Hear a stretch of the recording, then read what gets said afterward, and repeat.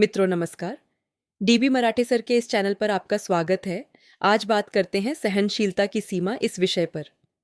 मित्रों, हम अक्सर जीवन में कई बार कहते कि अब मैं बर्दाश्त नहीं करूंगा, अब बात मेरे बर्दाश्त के बाहर है। तो मित्रों, क्यों हम ऐसा कहते हैं?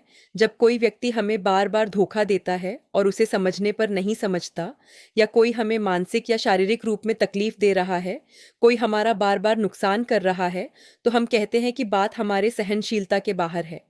और जब बात सहनशीलता के बाहर हो जाए, तो हम तकलीफ देने वालों के साथ रिश्ता तोड़ देते हैं, या हम उनसे दूर हो जाते हैं, या उन पर कानूनी कार्यवाही करते हैं। लेकिन हमने सुना है कि देश और दुनिया में हर साल कई लोग आत्महत्या कर लेते हैं। तो क्यों लोग इतना बड़ा कदम उठाते हैं? कारण चाहे कुछ भी हो, क्यों लोग इतने मजबूर हो जाते हैं कि उन्हें आत्महत्या करनी पड़ती है? तो क्या यह मानकर चले कि उनकी समस्या सहनशीलता के बाहर हो गई हो? अगर देखा जाए तो कहते हैं कि हर समस्या का समाधान होता है। तो क्यों लोग अपनी समस्या को सामने नहीं ला पाते? क्यों सहन करते रहते हैं? कारण कुछ भी हो सकता है, पर क्या सहनशीलता की सीमा पर हो जानी चाहिए? नहीं, कोई समस्या अपने जीवन से ज्यादा मूल्यवान नहीं होता। अक्सर लोग कहते हैं कि मेरी समस्या मुझे ही पता है, लोग क्या करेंगे? तो कोई बात नहीं, लोगों को मत बताओ। किसी मनोवैज्ञानिक की सलाह, मार्गदर्शन लेना चाहिए। आजकल दुनिया में हर विषय के डॉक्टर्स, सलाहकार, ट्रेनर, मार्गदर्शक उपलब्ध हैं। उनसे मदद मिल सकती है।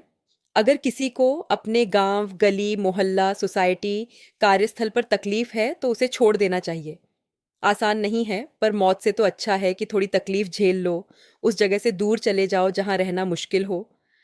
दूसरी बात, अगर किसी रिश्ते से, परिवार के सदस्य से हमें तकलीफ है तो बात को साफ साफ बता दो। अपने नज़दीक के रिश्तेदार, अपने शुभचिंतक लोगों से मार्गदर्शन लो और कोई रास्ता निकालो। एक सीमा के बाहर सहन करना और अपनी हालत खराब करना ठीक नहीं। जीवन में असफलता तो आती रहती है, निराश, हताशा आना स्वाभाविक है।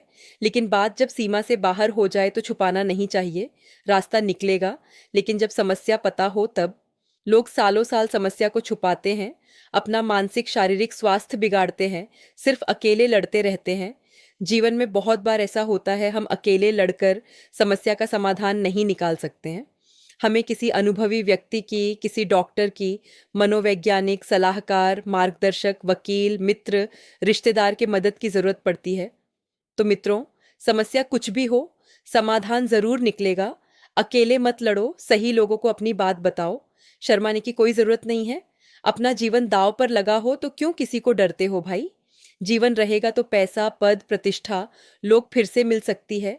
निराशा, हताशा, असफलता की हालात से बाहर आओ। ये मानकर मत चलो कि आपकी समस्या पर कोई इलाज नहीं। ये सोच इंसान को और कमजोर बनाती है। रिश्ते, समाज, परिवार, अपनी नौकरी, बिजनेस की बहुत चिंता मत करो। याद रखना, सर सलामत तो पगड़ी 50। एक ही बात बार बार याद रखो, सीमा के बाहर किसी भी प्रकार की तकलीफ बर्दाश्त मत करो। जीवन को समाप्त कर देना ये कोई इलाज नहीं।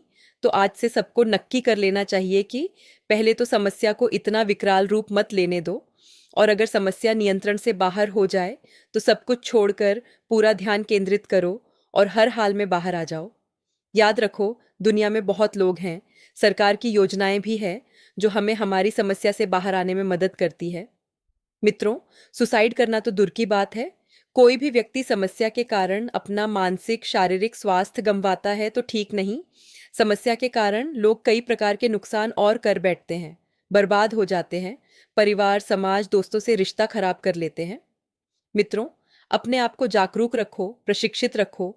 कोई भी कार्य शुरू करने से पहले अपने आप को पूरी तरह तैयार रखो, तो कोई समस्या नहीं होगी। और होती भी है तो समाधान के लिए कोशिश करो। अपने आप को बचाओ, अपने परिवार को, मित्रों को सही सलाह दो, प्रेरणा दो। मित्रों, अगर आपको यह विचार सही लगे तो लाइक और शेयर करना, चैनल को सब्सक्राइब करना। धन्यवाद।